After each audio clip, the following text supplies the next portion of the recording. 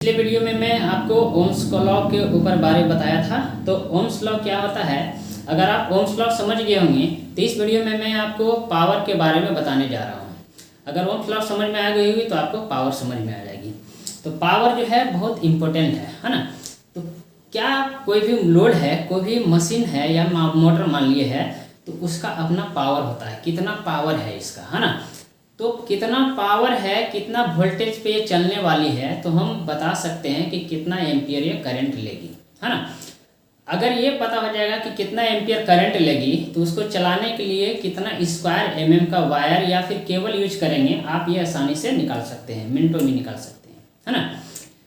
तो हम लोग को कन्फ्यूजन होता है कि कुछ भी चलाना होता है, मान लिया हीटर चलाना है ना, ये कूलर चलाना है ना, या फैन चलाना है, या कोई भी लोड हमको चलाना है, तो कन्फ्यूजन होता है, अरे कितना मोटा तार लगाएंगे कि ये आसानी से चले, है ना। तो ये पूछने का जरूरत नहीं होता है। कोई भी मशीन है तो उसका पावर होता है, हीटर हम लोग ले रहे हैं तो 2000 वाट का हीटर ले रहे हैं, है ना, 1500 वाट का हीटर चला रहे हैं, तो कितना वाट उसका है वो अगर हम जान गए हैं तो कितना वोल्ट पे चल रहा है। सिंगल फेज है तो 220 कंसीडर करेंगे या 230 कंसीडर करेंगे, है ना। अगर 3 फेज पे चलने वाला है तो 415 भी कंसीडर कर सकते हैं, 440 भी ले सकते हैं वोल्टेज। तो पावर उसका पता है, वोल्टेज पता हो गया, तो कितना एम्पियर वो करंट लेगी हम आसानी से निकाल सकते हैं, है ना। तो इसके लिए आपको पावर का कैलकुलेशन आना जरूरी है। तो मशीन जो होता है दो प्रकार के सप्लाई पे चलने वाला, सप्लाई कितना प्रकार का होता है, दो प्रकार, एसी सप्लाई और डीसी सप्लाई, है ना। AC supply single phase AC supply है या फिर 3 फेज एसी सप्लाई है, तो उसका पावर का कैलकुलेशन क्या होगा, है ना। डीसी सप्लाई है तो उसका पावर का कैलकुलेशन क्या होगा, तो इसके बारे में नॉलेज जानना जरूरी है। तो मैं आपको बताऊंगा कि पावर का कैलकुलेशन जो है किस तरह से करते हैं, है ना। तो सिंपल वर्ड में पावर किसे कहते हैं, the rate of doing work is called power. कार्य करने का शक्ति को पावर कहा जाता है ना। पावर को P से डिनोट किया जाता है, P मीन्स पावर, है ना। तो the rate of doing work is called power, कार्य करने का शक्ति को पावर कहा जाता है ना। तो पहला देखते हैं डीसी पावर, डीसी पावर, है ना। डीसी सप्लाई पर चलने वाला मशीन, है ना, डीसी सप्लाई पर जो चलने वाला मशीन है ना, उसका पावर का कैलकुलेशन जो है किस तरह से करेंगे। तो डीसी सप्लाई पे चलने वाला मशीन है, उसके लिए पावर का फॉर्मूला लेंगे, पावर बराबर वोल्टेज इनटू करंट। ये है डीसी पावर का फॉर्मूला, है ना। पावर का यूनिट क्या होता है, मात्रक किस में नापते हैं, तो पावर को हम लोग वाट में नापते हैं, है ना। वाट को W से डिनोट किया जाता है ना, W मीन्स वाट। तो पावर का यूनिट हो गया वाट, है ना, याद रखना है आपको। तो सिंगल फेज डीसी पावर का फॉर्मूला हो गया पावर बराबर वोल्टेज इनटू करंट, है ना। अब पावर का यूनिट हो गया वाट, ठीक है। 1 किलोवाट कोई किसी का पावर है 1 किलोवाट, है ना। तो 1 किलोवाट का मतलब क्या हो गया, 1000 वाट, है ना। 1 किलोवाट का मतलब हो गया 1000 वाट। ये आपको याद रखना है कि 1 किलोवाट में कितना होता है, 1000 वाट होता है, क्योंकि वाट पावर का कैलकुलेशन हम लोग वाट में करते हैं। तो वाट में जानना जरूरी है कि 1 किलोवाट का मतलब 1000 वाट, 2 किलोवाट का मतलब 2000 वाट, 5 किलोवाट का मतलब 5000 वाट, है ना। तो डीसी पावर का फॉर्मूला हो गया पावर बराबर वोल्टेज इनटू करंट। अब चलिए एसी पावर का फॉर्मूला देखते हैं कि क्या होता है।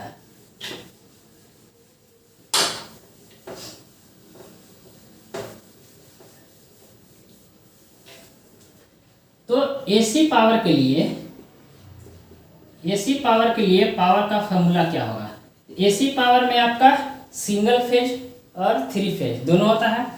तो सिंगल फेज एसी पावर का फॉर्मूला क्या होता है, सिंगल फेज एसी पावर, इसको शॉर्ट में हम लोग लिख सकते हैं सिंगल फेज, है ना, सिंगल फेज।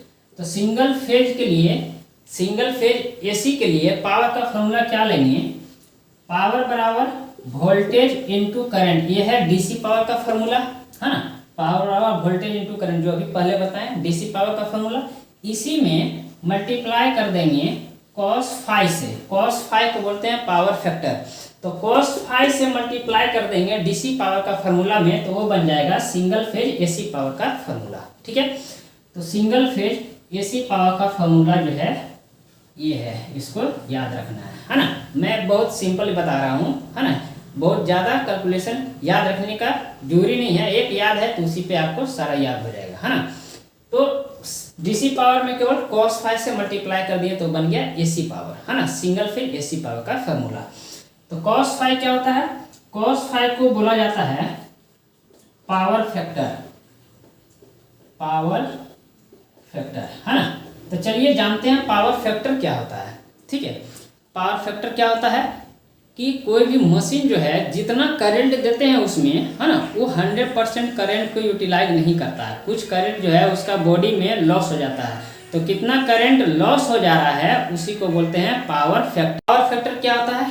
कोई भी मशीन जो है जितना करंट देते हैं उसमें वो 100% करंट को यूटिलाइज नहीं करता है, कुछ करंट जो है उसका बॉडी में वाइंडिंग के कारण लॉस हो जाता है ना।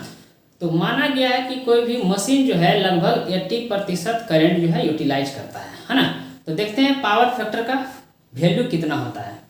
तो लगभग 80% जो है वो यूज कर लेता है, 80% करंट को यूज कर लेता है। तो 80% का मतलब क्या हो गया? 80 डिवाइडेड बाई 100, है ना, काट दिए तो ये कितना आ गया? 0.8, है ना।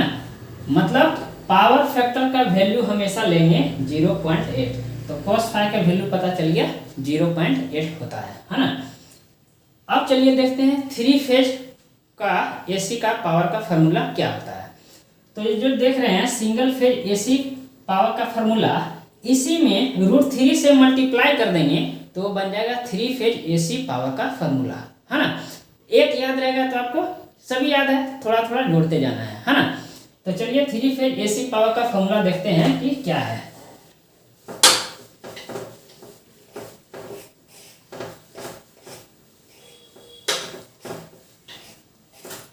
तो 3 फेज एसी पावर का फार्मूला के लिए, है ना, B number 3 phase AC power, short में 3 फेज को इस तरह से लिखेंगे, है ना, 3 फेज। तो 3 फेज के लिए पावर का फार्मूला क्या होगा? पावर बराबर voltage into current into cos phi. अभी क्या बोले थे? ये जो है सिंगल फेज का पावर का फार्मूला है। पावर बराबर voltage into current into cos phi, cos phi power factor हुआ, है ना।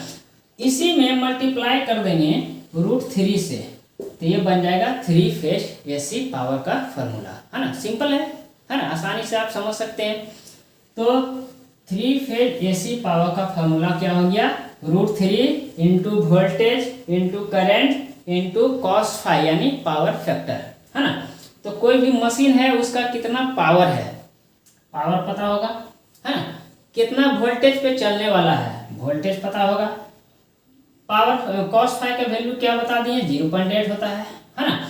और √3 का वैल्यू कितना होता है? √3 का वैल्यू 1.732। तो आपको पावर पता है, वोल्टेज पता है, √3 का वैल्यू 1.732 पता है, cos फाई का वैल्यू 0.8 पता है, तो करंट भी निकल जाएगा, आसानी से निकाल सकते हैं आप। तो सिंगल फेज हो या 3 फेज हो, कितना पावर का है ना, कितना वोल्टेज पे चलने वाला है, और cos फाई का वैल्यू क्या होता है, √3 का वैल्यू क्या होता है, ये सब आप याद रखेंगे तो आसानी से करंट निकाल सकते हैं।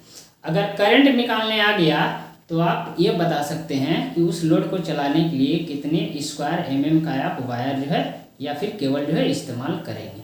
तो ये आपको किसी से पूछने का जरूरत नहीं है। आप इलेक्ट्रीशियन हैं, है ना, इंस्ट्रूमेंट टेक्नीशियन हैं, कितना का तार आपको कहाँ पे लगाना है ये कोई पूछने का जरूरत नहीं है। आपको नॉलेज होना चाहिए कि किस तरह से निकाला जाता है। तो हमारे वीडियो को अच्छी तरह से देखें, आपको ज़रूर समझ में आएगी। अगर आपको नहीं समझ में आती है कमेंट में पूछें, मैं दोबारा आपको बताऊँगा। ओके,